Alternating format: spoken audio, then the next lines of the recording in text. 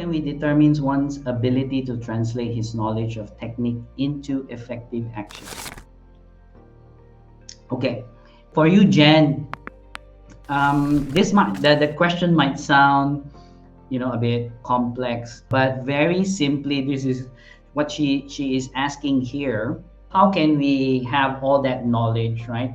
So let's say, for example, you've been learning how to start a business, etc., etc., and maybe you're getting coaching, and then with all this knowledge now, she's asking, how can I use this to be more effective when I start taking action? Yeah, so that's how I understand your question, Jen.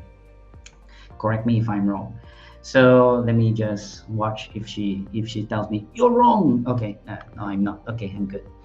So that's basically what she's asking, right? So having all this knowledge now, this wonderful knowledge, how can I be effective when I take action? So it's interesting because to me, the only way is to take action, to try it and gain feedback, right? Gain feedback. So when you can get feedback, then that's how you know if whatever you took action or whatever you did is actually helpful or it works for you. That is to me like the fundamental, like the very raw. I'm someone who likes to try out things. Second way of doing it is looking for someone who has already done it in the past and they actually have experience. Whether it didn't work for them or it worked for them, at least you have a reference, right? So you can get information from them like, actually it didn't work for them. Why? Understand why or what's happening. And then from there, you can make your own corrections, right? So those are main two things how you can really know if it's effective, is get feedback from the market. Because even if you have a coach or a mentor that has done it before, that has experienced it before, your mentor or coach experience it with a different group of people, their own market. And you have in your business your own target market. So that is really just the best way to understand it. So when you do your own test, then you get direct feedback from your own clients, right? So I hope I answered that question, Jenny Lee. May I ask about how we can overcome our limiting beliefs in starting a business, especially in traditional business? Okay, very good, Rose. And I touched on this earlier as well. So if you just came in, feel free to watch my answers earlier, but I'll address your question actually. So limiting beliefs is very fascinating to me as a coach. As a coach, this is something that I really dig with my client and understanding, a limiting belief. So if you can imagine a structure, so this is what we discussed in Money and You and other programs that I attended as well, like NLP.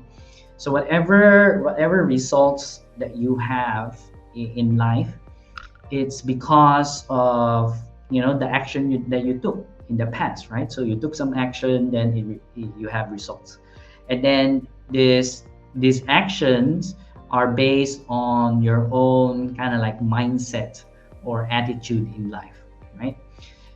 But underneath the mindset is the beliefs.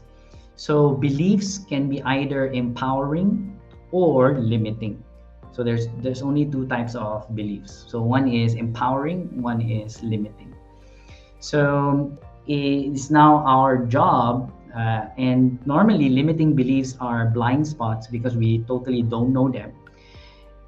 It's our job to ask very good questions in order to really see what are these beliefs are, And then when we see the beliefs, when it rises up, ping, ooh, it's a belief. Then we ask the question, is this belief a limiting belief or an empowering belief? Right? So that's what we're talking about, the limiting beliefs. And beliefs is part of what I was talking about earlier, which is a construct. So beliefs are also made up. We just made them up. And it's just part of our mind, how our mind works. We create beliefs, so many beliefs in our lives, and they can be empowering or they can be limiting. So now, when you start to see a limiting belief, like right now, it seems like when you ask that question, Rose, is that you identify it as a limiting belief. Now, once you identify, okay, this is a limiting belief. So what do I do with this? What do I do with this? So first, you need to understand you just made it up. You know, it's not something that your life is dependent on. Like, if you don't follow that belief, you will die. No, that's not how it works, right? So now you identify that this is not real, it's just made up. Then what do you want to do now? Now you have a choice. Your choice could be do nothing or do something else. You know, do something else that actually will work for you. So for example, if your limiting belief is that when you start a traditional business, is that no one will actually go to your business. No one, like zero. So that's your belief, right? So even if I set up a store, a traditional business, no one will go to my business. So that's a limiting belief. So now you understand that, oh, this is just made up. This is just made up. Now what can I do about it?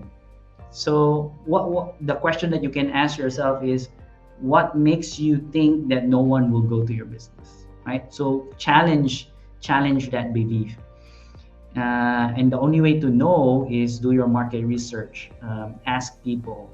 So let's say, for example, looking at your picture, Rose, you are into meditation, I don't know, or maybe yoga. And so for example, you will start a yoga business, and ask people, are you going to be interested to, you know, sign up for my yoga classes? Are you going to be, you know, interested to sign up for my meditation classes? So then you start to challenge your old belief that no customer will actually go to your traditional business. So that's how it works. So first you need to understand beliefs are just made up, and then you can do something about it. You're not trapped. Oh, hey there. If you like this video, please like, share, and subscribe. And remember to click the bell button so you get updated of the new videos. See you in the next